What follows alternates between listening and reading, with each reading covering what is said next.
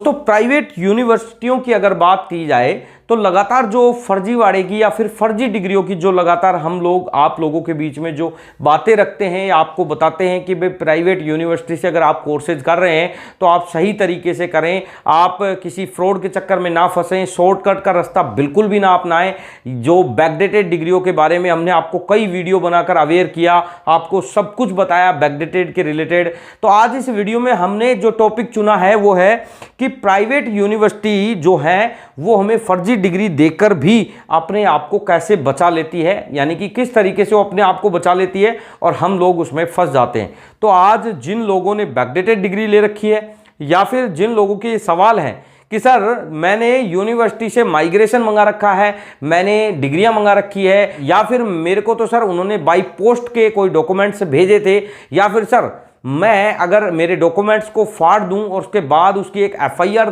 करवा के, यानी कि उसकी एक पहले एफआईआर रजिस्टर्ड कराऊं और उसके बाद उन डॉक्यूमेंट्स को वापस यूनिवर्सिटी से निकाल लूं या निकलवा लूं, तो क्या वो डॉक्यूमेंट वैलिड होंगे? तो आज इस वीडियो में ऐसे तमाम जो क्वेश्चन जो लगातार आप लोग हमसे करते हैं उनके बारे में जिक्र करेंगे, आपको वो सारी चीज़ें बताएंगे। तो ये वीडियो आप लोगों के लिए काफ़ी इंफॉर्मेटिव है, आपको इस वीडियो को कंप्लीट जरूर देखना चाहिए। तो नमस्कार दोस्तों, आपका स्वागत है आपके अपने YouTube channel education for Bharat में और मैं हूं आपका दोस्त बीके तिवारी। दोस्तों, आए दिन लोगों के सवाल या फिर जो स्टूडेंट्स हमसे जुड़े हुए हैं या फिर हमारे व्यूअर्स हैं वो लगातार हमसे क्वेश्चन करते रहते हैं। उन स्टूडेंटों के अगर सवालों की बात की जाए तो कुछ सवाल ऐसे होते हैं जिनका जवाब देना हमने उचित समझा। दोस्तों, आज हम इस विषय पर जो बात करेंगे कि भाई यूनिवर्सिटी से हम कोई भी डॉक्यूमेंट लेते हैं तो ऐसा क्या करती है यूनिवर्सिटी की, वो खुद तो बच जाती है लेकिन स्टूडेंट कैसे फंस जाता है। दोस्तों, हमने आपको बैकडेटेड के रिलेटेड, यानी कि बैकडेटेड डिग्री, आपको नॉन अटेंडिंग डिग्री के बारे में पूर्णतः बताया कि जितनी भी प्राइवेट यूनिवर्सिटियां होती है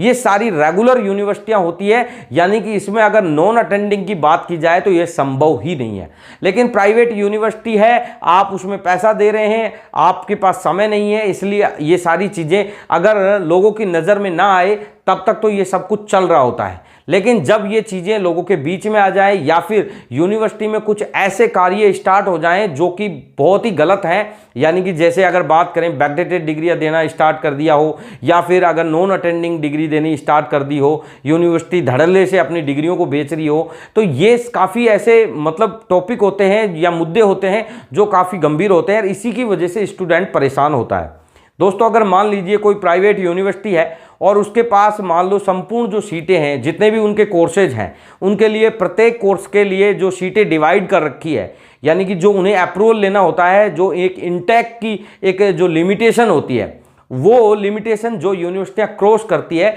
उन्हीं स्टूडेंटों को डरने की ज़रूरत है। जो यूनिवर्सिटियां एक लिमिटेशन में अगर कार्य कर रही है, मान लीजिए कोई यूनिवर्सिटी है उसके पास एलएलबी की 60 सीटें हैं, या मान लीजिए कोई यूनिवर्सिटी है जिसके पास पीसीआई की 60 सीटें हैं, अगर वो 60 स्टूडेंटों का एडमिशन करके उन लोगों के साथ, यानी कि चाहे वो स्टूडेंट यूनिवर्सिटी जा रहे हैं या नहीं जा रहे हैं, उस पर कोई ज़्यादा इफेक्ट नहीं पड़ता। लेकिन इफेक्ट जब स्टार्ट होता है कि जब यूनिवर्सिटी के पास सीटें 60 हैं और वो डिग्रियां 10,000 बेच रहे हैं, तब जाके ये मामला गंभीर होता है और तभी जाकर ये मामला लोगों के बीच आता है। दोस्तों, आप लोग कमेंट करते हैं कि सर जब हम यूनिवर्सिटी जाते हैं तो हमें हमारे जो डॉक्यूमेंट्स हैं हमें वहाँ मिल जाते हैं, हमारा एक प्रॉपर रिकॉर्ड मिल जाता है। इसके रिलेटेड भी हमने आपको एक वीडियो में कंप्लीटली बताया था कि वो रिकॉर्ड यूनिवर्सिटी के द्वारा किस तरीके से मेंटेन किया जाता है, किस तरीके से उस रिकॉर्ड को यूनिवर्सिटी रखती है, ताकि यूनिवर्सिटी के हिसाब में ये सारी चीज़ें मिलती रहे। कितना पैसा कमाया है यूनिवर्सिटी को, ये सारी जानकारी यूनिवर्सिटी रखती है।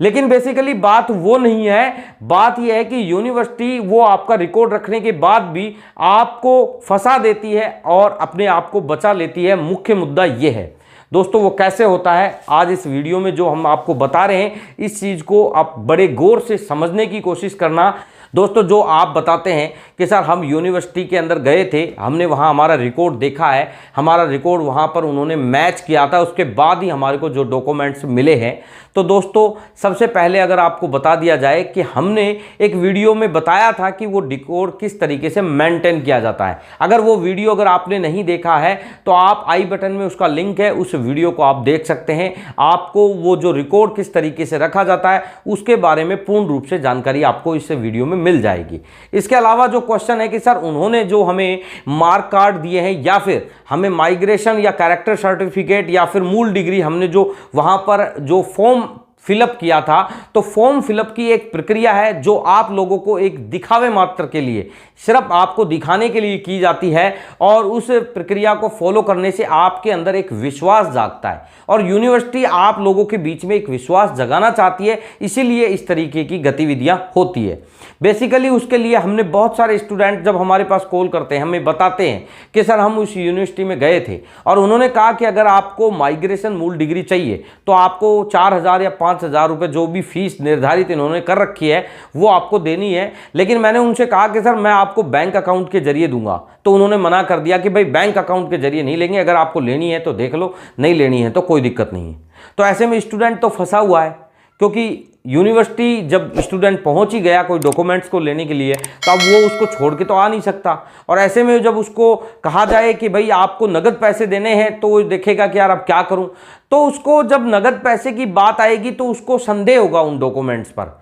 तो वो बात करेगा यूनिवर्सिटी में कि मुझे आप पर संदेह है। तो वो कहेंगे कि आप एक काम कीजिए, स्लिप है एक जो फीस का एक स्ट्रक्चर है बना रखा है उन्होंने, या फिर फीस की जो स्लिप है उसकी आप फोटो यहाँ से ले लीजिए और उस फोटो को ले जाकर आप निश्चिंत हो जाइए। दोस्तों आपको मैं चीज़ बता दूं एक, कि जब किसी डॉक्यूमेंट का FSL कराया जाता है तो उसमें फ़ोटो के साथ उसका एक ओरिजिनल प्रिंट भी होना चाहिए, अगर नहीं होगा तो उसका FSL नहीं होता है। और जिस रसीद को आप लेकर बैठे हो, जिसका फ़ोटो लेकर बैठे हो, वो रसीद की जो बुक है वो थोड़े दिन बाद कचरे के ढेर में चली जाएगी। या फिर यूनिवर्सिटी के पास एक रटा रटाया एक डायलॉग है कि हमारे यूनिवर्सिटी कैंपस में आग लग गई थी और सारे डॉक्यूमेंट जल गए।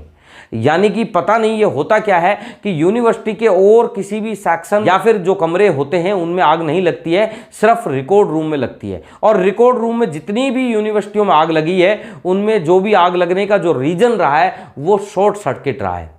तो दोस्तों ये इस तरीके के यूनिवर्सिटियों के पास एक बहाने होते हैं जो आप लोगों के बीच में वो लगातार डालते रहते हैं। बेसिकली हमने एक यूनिवर्सिटी के अगर बारे में बात करें जो कि हिमाचल प्रदेश की है, उस यूनिवर्सिटी से जब भी कोई स्टूडेंट डॉक्यूमेंट अप्लाई करने के लिए जाता है, यूनिवर्सिटी उससे नगद तो वहाँ पैसे ले लेती है, लेकिन यूनिवर्सिटी के द्वारा स्टूडेंट को कह दिया जाता है कि आपको बाई पोस्ट वो सारे डॉक्यूमेंट आपको घर मिल जाएंगे। तो हम कई वीडियो के माध्यम से आपको बताया कि जहां तक कोशिश किया करो कि आप बाय पोस्ट उन डॉक्यूमेंट्स को मंगाया करो, तो आपके पास एक पोस्ट ऑफिस यानी कि पोस्ट डिपार्टमेंट है, उसका एक आपके पास एक प्रूफ यानी एक एविडेंस आ जाए। लेकिन यूनिवर्सिटियां भी उतनी ही शातिर है कि जब हमने कहा कि आपको पोस्ट के जरिए डाक मंगाया करो, तो यूनिवर्सिटियां क्या करती है, जिन यूनिवर्सिटी की मैं बात कर रहा हूं वो यूनिवर्सिटी तो अपने यूनिवर्सिटी कैंपस के अलावा वहां से 40 किलोमीटर दूर जाकर आजकल डाक भेजने स्टार्ट कर दिए। और यूनिवर्सिटी का जो भेजने वाला व्यक्ति है वो अपने नाम से ही डाक भेज रहा है, यानी कि यूनिवर्सिटी